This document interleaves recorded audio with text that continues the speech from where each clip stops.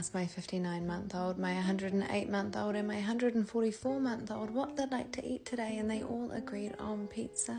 I suspected that they were quite hungry because they were quite grumpy and also quite lethargic, but I knew they wouldn't mind if I took a further 4/2 of an hour for myself to do a quick full glam before getting started on my dough. And the stove is a family secret. My ancestors brought this recipe with them to Aotearoa on the Aurora, which was one of the first migrant ships to come here in the 1800s, and this recipe definitely did not come from the dish website.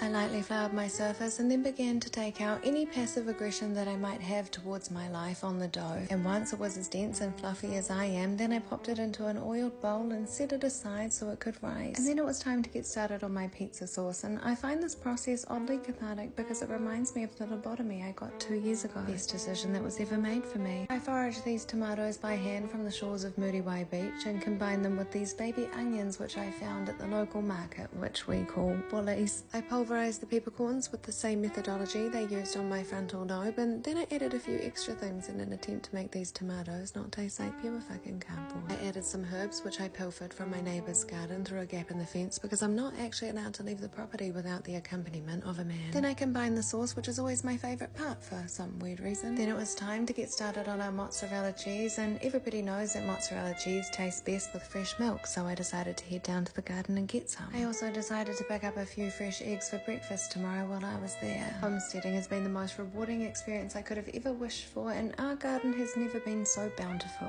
Blessed be the fruit. I started by heating my raw, untreated milk to temperature and then adding exactly 7 tablespoons of homemade vinegar. And I find the best way to make your own vinegar is just to wring out your husband's socks after he's had a long hard day sitting on his ass. And once the curd is separated from the whey, you just squeeze the curd until the excess water is removed. And I know it is very physically taxing work, but I do find I get extra grip strength when I just think about the patriarchy. And then we heat the whey again, careful not to go past 69 degrees because my brother, father and husband have all forbidden me from using that number, and I'm not sure why, but I trust that they have my best interests at heart. And then plunge your 2 bowls into ice cold water, and I promise they won't shrink. And then 423.5 minutes after I first started, it was time to give my dough a second knead. And at this point the children were whinging that they were starving, and I told them not to be so dramatic and that, like Christmas, dinner was coming. I took my cheesy balls out of the cold water before thinly slicing them and confirming that the mozzarella was indeed squeaky and dense, which is funnily enough exactly how they described me on my hospital intake form right before I had that procedure, which I can't quite remember whether or not I told you about. My memory's not what it used to be. Then I assembled the one pizza, which took me literally all day to make, but it's okay because I'm from the leisure class, so I don't actually have to do any real domestic chores.